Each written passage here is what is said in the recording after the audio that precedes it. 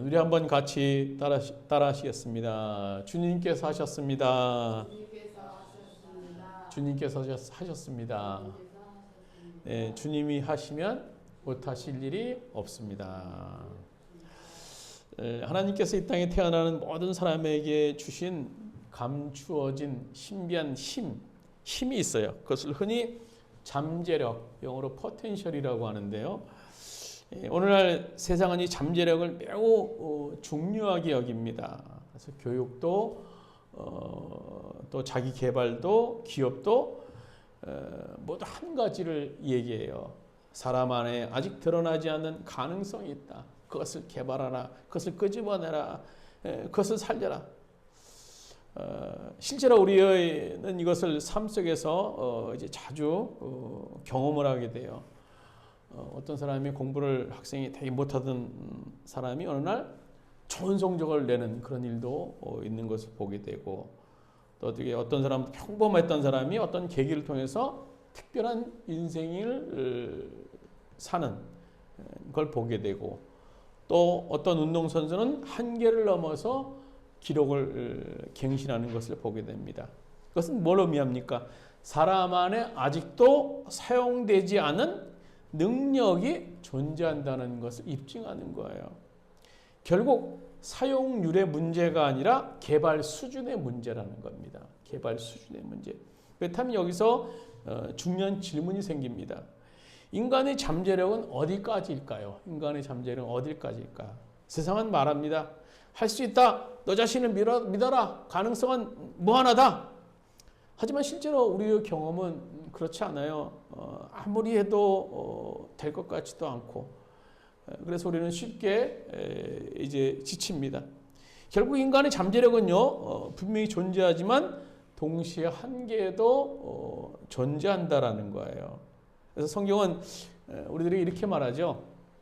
하나님의 형상대로 지음받은 무한한 가능성 있는 존재, 인간은요. 그러나 죄로 인해서 제한된 존재, 하나님의 영광이 이르지 못하는 제한된 존재.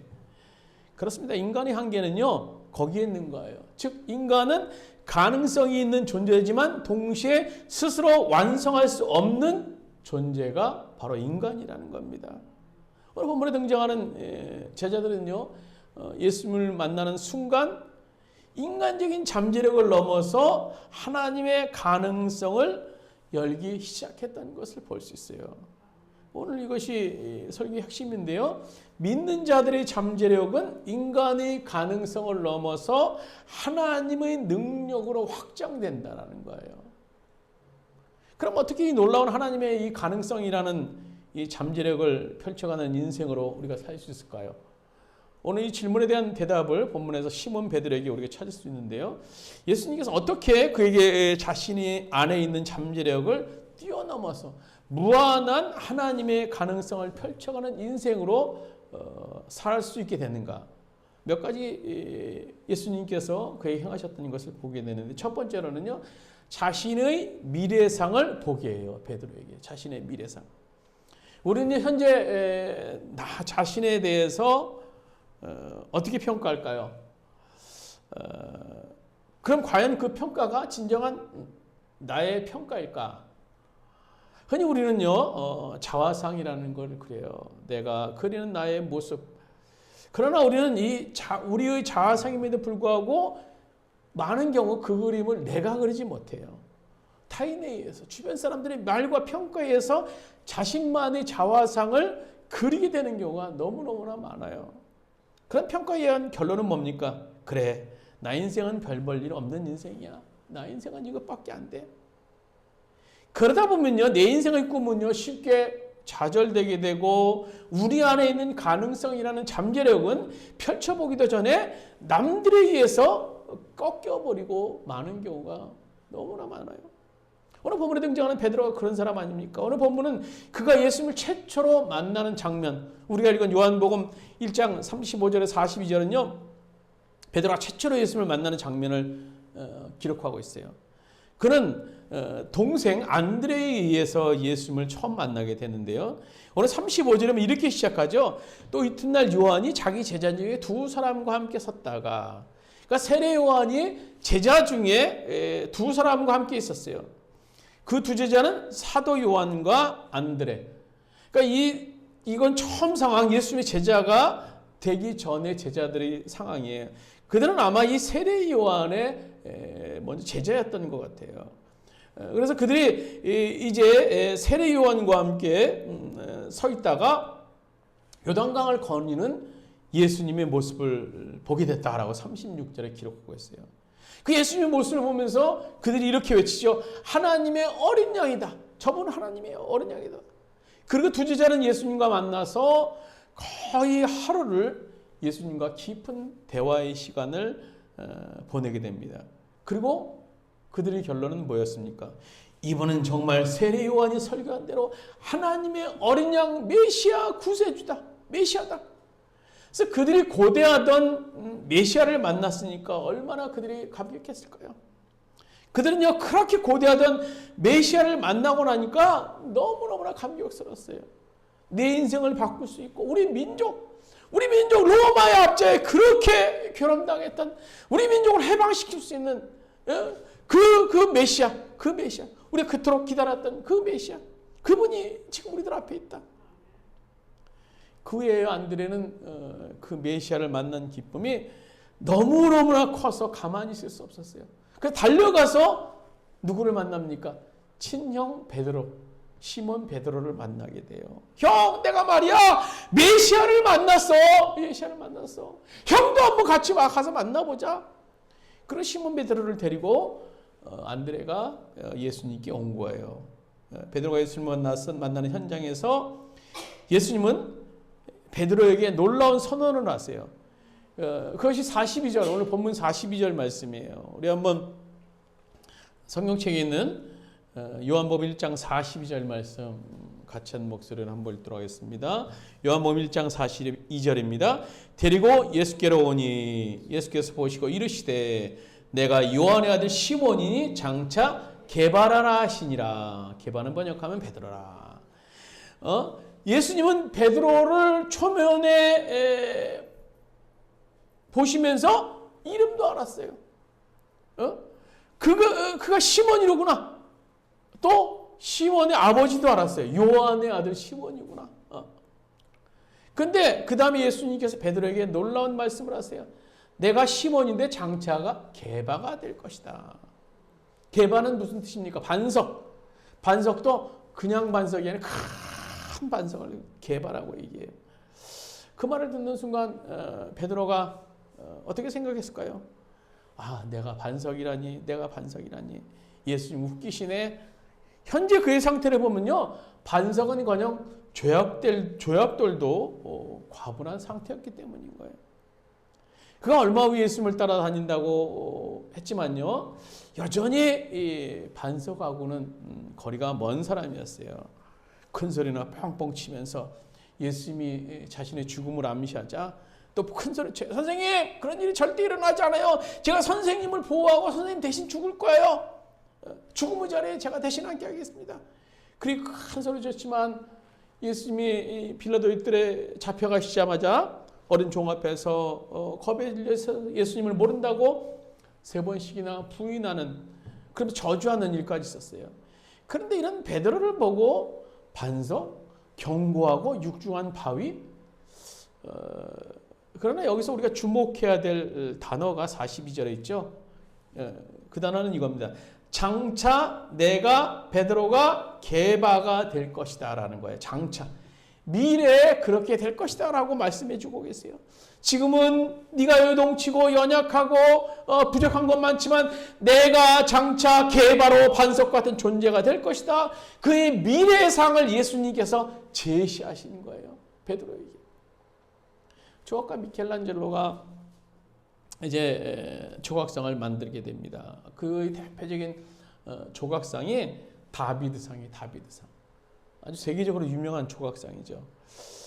그는 어느 날 교회 뒷뜰에서 이렇게 거닐다가 쓸모없어 보이는, 아무에게도 관심을 받지 못하는 덩그러니 놓인 큰 돌덩이 하나가 교회 뒷뜰에 있는 것을 보게 됩니다.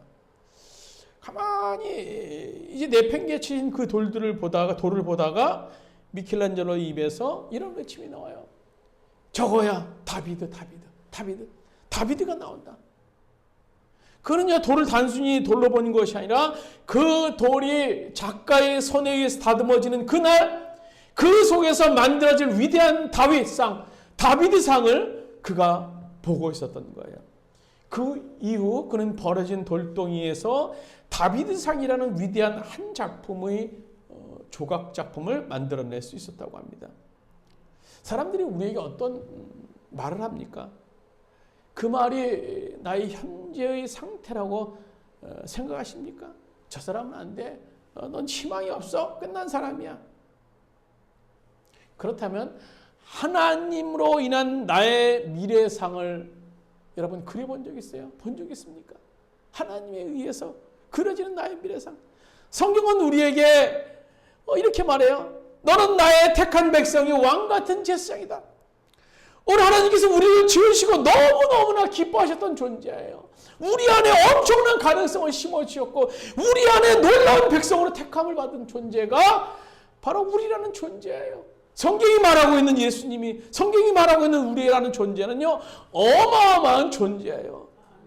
하나님의 숨결이 담겨있고 우리를 지으시고 너무너무나 기뻐하셨던 하나님, 그 기쁨을 이기지 못하셨던 그 하나님, 너는 나의 보배고 내 눈동자고 너는 소중한 존재야. 현재의 내 모습이 아니라 타인에 의해서 평가되는 내 모습이 아니라 하나님 눈을 통해서 나를 바라본 그런 사람, 그 사람은 그 미래상에 의해서 새로운 인생을 살기 시작할 수 있다는 겁니다. 오늘 베드로라는 존재 너무나 현재는 부족하고 연약했어요. 그러나 예수님께서 그를 바라보시면서 장차 너는 개바 어마어마한 반석 같은 존재, 큰 존재가 될 것이다 라고 말씀을 하셨어요. 두 번째로는요, 삶의 목적을 베드로에게 발견하게 하십니다. 하나님이 주시는 오늘 나의 미래상을 발견했다면 이제 그 미래상을 근거해서 뭘 해야 됩니까? 내가 어떤 일을 해야 되는가 하는 나의 삶의 목적을 발견할 수 있어야 되는 거예요. 주님은 이제 베드로를 만나서 너는 말이야 장차 반석과 같은 존재가 될 거야 하는 베드로의 미래상을 제시하셨어요. 그렇다면 베드로에게 질문이 있지 않겠어요? 그 현재 베드로의 질문, 도대체 내가 뭔 그렇게 어마어마한 반석 같은 존재, 그것이 될 수 있을까? 될 수 있을지도 모르지만 또 의문이야. 그렇게 되어서 뭘 어쩌자는 거지? 뭘 어쩌자는 거야? 내가 뭐 큰 존재가 돼서 나는 뭘 어쩌자는 거지? 우리 인생에서 일어날 수 있는 최대의 비극 중에 하나가 있다면요, 그것은 자기의 사명을 발견하지 못하고 그냥 하루하루 살아가는 사람이에요. 내가 왜 사는지, 왜 태어난 건지 모르고 인생을 살아가는 사람, 이런 사람처럼 비극적인 삶을 사는 사람은 없을 거예요. 그래서 예수님께서 시몬 베드로를 만나자마자 단순히 이 미래상을 제시해 주시고 거기서 끝나지 않았어요. 이제 좀 어느 정도 시간이 흘러갑니다. 어느 날 결정적인 시각에 베드로에게 그가 해야 할 일을 제시하십니다. 우리가 잘 알고 있는 마태복음 16장에 보시면 예수님께서 베드로에게 묻죠. 베드로야, 너는 나를 누구라 아느냐? 그때 베드로가 놀라운 고백을 합니다. 주는 그리스도시요 살아계신 하나님의 아들이십니다. 그 대답 앞에 감격하신 주님께서 이제 때가 되었다고 생각했는지 베드로에게 아주 위대한 미션을 제시하십니다. 맞아, 너는 베드로, 너는 반석이야. 내 반석 위에 나의 교회를 세우리라. 나의 교회를 세우리라. 이건 어마어마한 선언입니다. 이것은 앞으로 건설하신 하나님 나라에 대한 엄청난 선언인 거예요. 바로 이 순간이 베드로의 인생의 목적을 예수님께서 제시하시는 순간이었던 겁니다.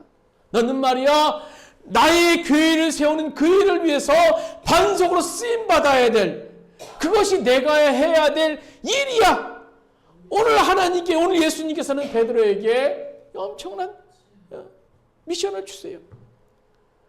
근데 그날 이후로 그 목적을 붙들고 일관성 있게 베드로가 삶을 살지는 못했어요. 안타깝지만 그렇지 못했어요. 그 말씀을 듣고도 여전히 베드로는 헤맸어요. 그래서 나중에 그는 이제 다 모든 걸 집어치우고 고기를 잡으러 떠나게 되는데요. 그러나 그런 베드로를 주님께서는 끝까지 놓치지 않으셨어요. 그리고 부활 후에 갈릴리 바다에서 다시 베드로를 찾아와서 그의 삶의 목적에 대해서 말씀해 주세요. 사명각성, 사명자각이라고 하시는데요. 베드로야, 너 나를 사랑하느냐? 네가 나 모른다고 저주하고 도망가고 내가 십자가에서 내 못 박힐 때 너 아는 척도 안 했지? 근데 너 나를 사랑하느냐? 베드로가 대답해요. 네, 주님, 사랑하는 거 주님 아시지 않습니까? 근데 주님께서 다시 말씀하시는 그 말씀이 뭡니까? 그 주님께서 베드로의 그 3번씩이나 물으신 결론은 뭐예요? 그래, 이제 내 어린 양을 먹여야 돼. 그것이 너의 미션이야. 하나님의 사람들을 먹이고 키우는 일, 기르는 일, 그것이 하나님 나라를 이루는 것이며 교회로서의 너의 삶, 반석으로서, 교회의 반석으로서 너의 삶이고 할 일이야. 움직일 수 없는 그의 삶의 목적을 예수님께서 못 박으십니다. 그 미션, 그 사명을, 그 목적을. 세상에 존재하는 모든 것에는요, 목적이 있어요. 목적이 있어요. 천장에 있는 조명기구가 조금 전까지만 해도 그 목적을 이루지 못했어요. 그런데 스위치를 올리니까요, 환하게 불을 비추는 그의 목적을 이 전구가 실천을 하게 돼요. 그러다면 창조주께서 아직도 우리가 호흡하며 이 땅에 살게 하시는 이유가 뭘까요? 거기에는 목적이 있다는 거예요. 그럼 우리를 향한 목적을 우리는 어떻게 알 수 있을까요?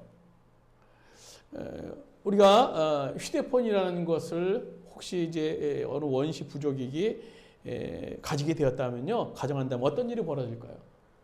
그들이 뭐 휴대폰의 그 사용 방법에 대해서 뭐 알 수 있을까요? 뭔지 모르고 막 뭐 망치로 쓰는 사람도 있을 것이고, 뭐 어떤 사람 뭐 거울로 쓰는 사람도 또 있을 거예요. 근데 여러 사람이 이제 뭐 좀 문명의 도움을 받았다고 해도 휴대폰의 대충 용도는 알 수 있지만 정확한 용도는 알 수 없을 거예요. 휴대폰을 가장 잘하는 사람은요, 휴대폰을 만든 사람이 제일 정확히 알 수 있을 거예요. 그렇습니다. 오늘 나의 인생의 목적을 모르신다면 어떻게 됩니까? 우리가 모른다면 어떻게 해요? 나를 만드신 그분 앞에 나와서 진지하게 질문하셔야 돼요. 하나님, 저 이 땅에 왜 태어났어요? 왜 태어났나요? 뭐 때문에 저를 만드셨나요? 저는 뭘 하고 살아야 될까요? 진지하게 창조주 앞에서 우리가 기도하셔야 돼요. 우리 인생 이 땅에서 나그네 같은 존재지만요, 근본적으로 우리는 하나님 나라를 위해서 살도록 오늘 하나님께서 지으신 존재라는 겁니다. 그리고 그 방식은 다양한 우리들의 삶의 현장에서 섬김으로 나타나야 돼요. 예수 그리스도께서 행하셨던 것처럼 섬김으로. 그럼 자연스럽게 거기에 하나님의 역사하심, 그 현장에 하나님의 채우심의 역사가 있게 되는 거예요. 그렇게 하나님이 주신 목적을 발견한 사람은요, 자신 안에 있는 잠재력을 발견할 수 있게 돼요. 그래서 잠재력을 깨운 사람은요, 그 일을 하나님과 잘할 수 있게 되는 거예요. 놀라울 정도로 잘할 수 있게 됩니다. 오늘 예수님께서는요, 베드로에게 그의 미래상을 제시해 주셨고요, 그의 목적을 발견하게 하십니다. 그리고 세 번째로 그 잠재력을 깨우기 위해서 주님만을 따르게 하세요. 오늘 본문의 배경에는요, 세례 요한이 설교하면서 활동하고 있었던 때의 얘기가 요한복음 1장 얘기예요. 근데 시간이 좀 지나면서 요한은 참수를 당하게 돼요. 끔찍하게. 그래서 그 이후 예수님께서는 이제 갈릴리 바다를 지나시다가 다시 물고기를 잡고 있던 안드레와 베드로를 보게 된 거예요. 그리고 그들을 향해서 우리 마태복음 4장 19절 주보에 있는 말씀 보시면 이렇게 말씀해 주고 계세요. 말씀하시되 나를 따라오라. 내가 너희를 사람을 낚는 어부가 되게 하리라 하시니. 이제 초면에 예수님과 만나고 헤어지고 다시 이제 안드레와 베드로가 예수를 만난 거예요. 그리고 내가 너희를 사람을 낚는 어부가 되게 하리라 말씀해 주세요. 이 말씀을 듣고 이제 시몬 베드로가 주님을 따른다고 했지만 여전히 불안한 상태였어요. 아니나 다를까 예수님께서 십자가에 죽으시자 예수님 공동체, 제자 공동체는 뿔뿔이 흩어졌어요. 그런데 부활하신 주님께서 다시 제자들을 찾아와서 디베라 바닷가로 찾아오십니다. 그리고 세 차례에 걸친 질문을 통해서 베드로는요 주님의 사랑을 확인하고 진짜 사명을 예수님으로부터 부여받습니다. 그리고 예수님께서 계속 요한복음에서 말씀하시는 것은요, 그럼 너는 나를 따르라는 거예요. 따르라. 19절이나 22절 계속 보시면요, 예수님께서 너 베드로야 너 나를 따르라, 나를 따르라. 그 예수님께 승천하신 후에 베드로 안에 있는 잠재력이 살아나기 시작해요. 그러면 예수님을 대신하여 교회의 새로운 지도자가 됩니다. 그리고 어떤 일이 벌어집니까? 베드로가 설교할 때 막 3,000명, 5,000명 회개하는 역사, 또 걷지 못하는 사람들이 걷는 역사, 중풍병자가 치유되고 또 죽은 다비드도 살리는 놀라운 기적을 일으키게 됩니다.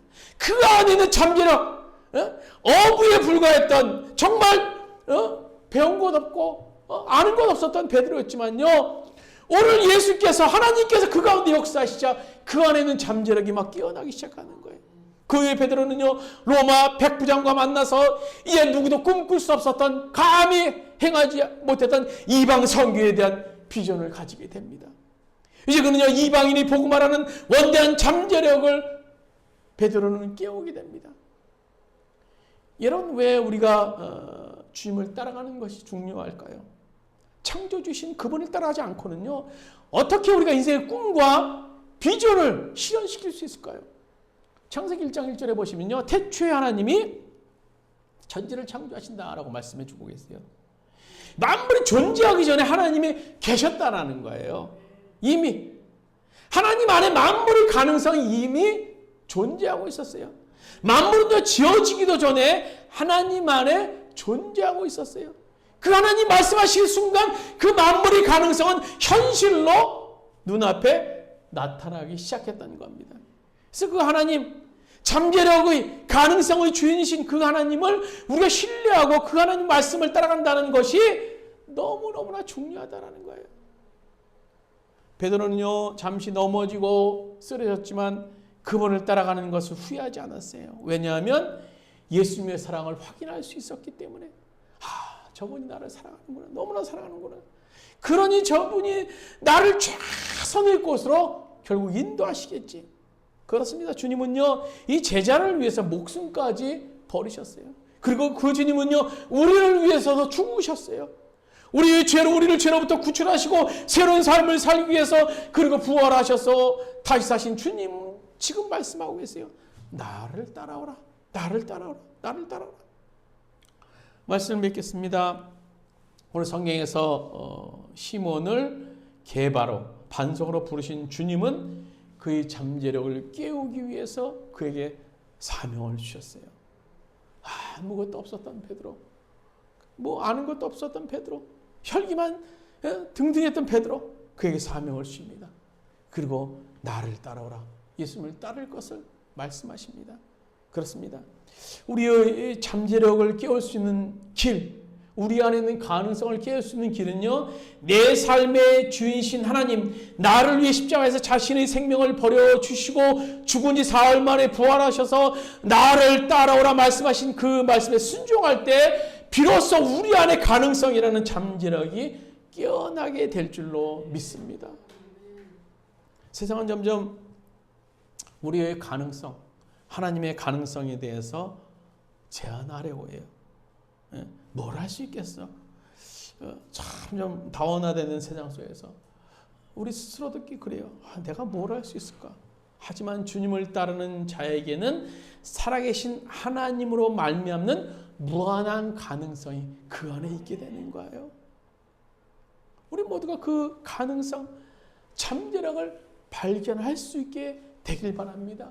우리 미션 예루살렘 교회가 지금 부족하고 연약하고 정말 작아 보이지만 예수님 안에 있는 그 가능성, 잠재력을 발견할 수 있는 어마어마한 능력을 감당할 수 있는 그런 교회가 되길 바랍니다.